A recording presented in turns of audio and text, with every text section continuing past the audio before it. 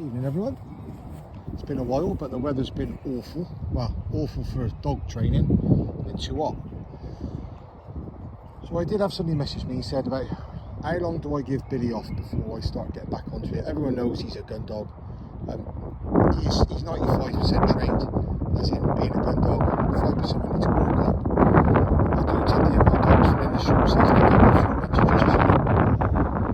Now this year, for those who follow my channel, I've had a fair bit going on, and I've probably given him a bit more than I should have. And I've noticed the last few weeks, he's just switched off a little bit.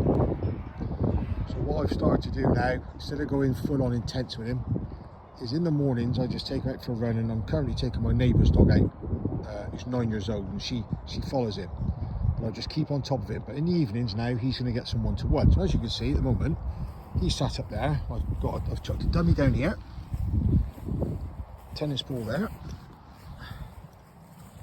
another tennis ball there, and another tennis ball there. Now, the reason I've done this, and he's still got to stay sitting, is because I've also noticed, just because of what's been going on and with the weather, when I've been getting him out, I've been giving him 2 or 3 like retrieves, and then it built to 5 or 6 to try and get birds. So I've done that. I've tried retrieves, so now he's going to get less and not less. I'll show you what I did. So he stays sat there. I'll chuck that down now. Tennis ball.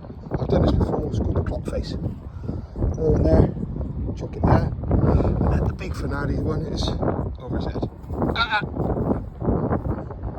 Boy, that was a crap throw, almost hit on the head. But he's got to sit there now and not touch any, because they're not his, they're mine. And he has to understand that when I say he can have them, then he can have one. Now some people might think, well, this is a bit serious. But when you've got to give it another, where are we now? So give it 8 weeks. He'll almost be working on a pheasant shoot. What I don't want to do is to chase every pheasant and think they're all his. He goes for any that I say he can have, not what he wants to have, because otherwise then he'll start chasing deer and rabbits and everything else. So I am going to be quite strict with him, and when I say strict, just make him understand. So even little things, and this is my fault, it's not his fault, it's my fault. So get on. Even little things like, some days I've been coming over here and I just take the lead off and let him run on. But now I've noticed when I do tell him to sit, he's already sort of in that prime position to run. So now what he's got to do is he's got to, when the lead comes off, he's got to wait to be released. So I'll show you. Little recall. Boy. So imagine I've just come out with him, and as always, he has to walk to heel when I come out the house. So, heel. So imagine then, so he's walking lovely. We've come out the house, we've got across to the field, and I want to heel. I want to start doing a training session. Sit. So he should sit like that now until I give him a command. This is what I want. Okay, get on.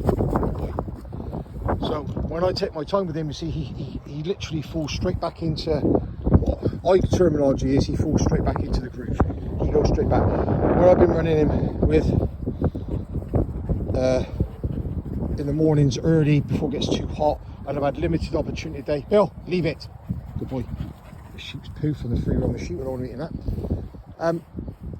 Where I've been trying to get him out before it gets too hot, I've just stepped off the gas, and I always do it every year, but I've just given him longer than I normally would have.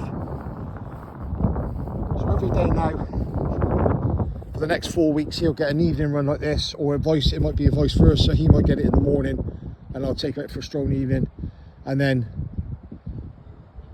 by the end of this month, he'll then go on to two a day.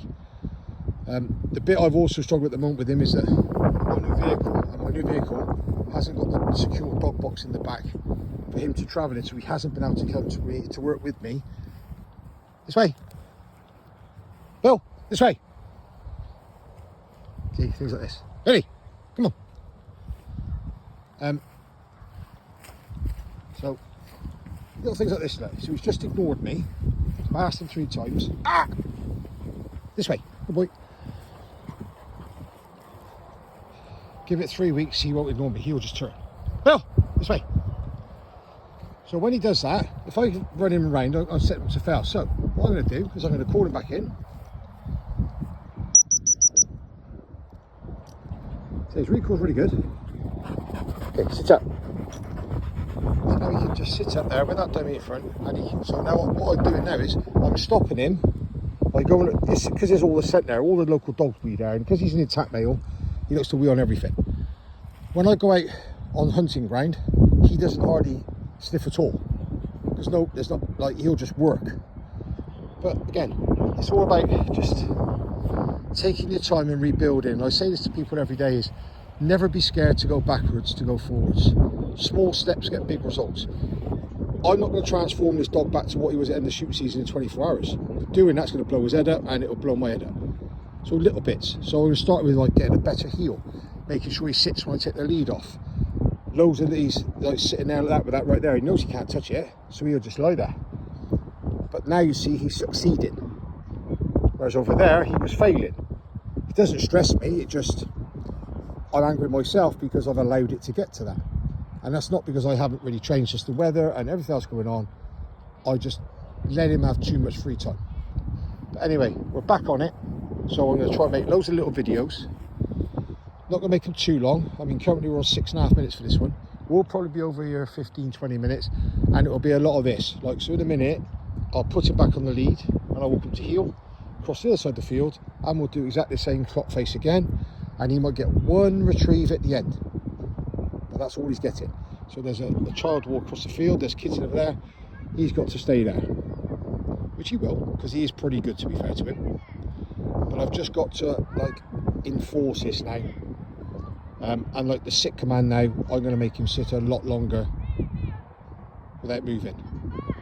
So it's little things, just going to start with the little things and we'll build him up.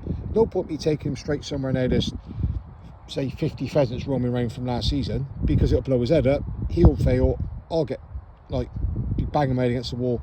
We're going to build him up, we'll take him back. We've got lots of ways we could train him. I've had him out with the starting pistol and that over the last few weeks. He's solid on it with a sound gun, he just sits straight down. But we'll see how we're getting on, and we'll go from there. But anyway, this was just a little bit to say to people, if you're struggling, go back to go forwards. If you take your foot off the pedal like I did, go back to go forwards. You'll see it in your dog. You'll see why my dog's behaviour changing, and it's because you took your foot off the gas. They're intelligent animals, they need repetition, they need consistency, and believe it or not, dogs don't like change. So if you do something one way, stick to that way. So I say to you, if you pick a command, stick to that command. Anyway, hope everyone's good. I hope the weather, wherever you are in the world watching this, is good. Hope everyone's healthy, and most of all, give them dogs a cuddle from me. Take care, all.